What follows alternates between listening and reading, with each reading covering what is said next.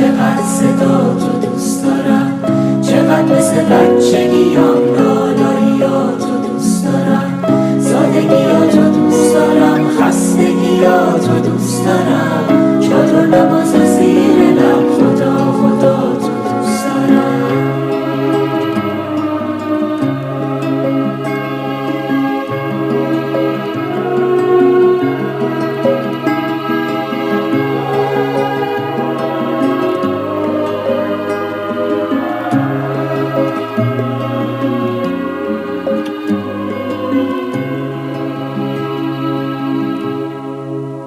کاشکی رو تاقچه دلت آینه و شمدون می شدم، تو دشت ابری چشات یه قطره بارون می شدم.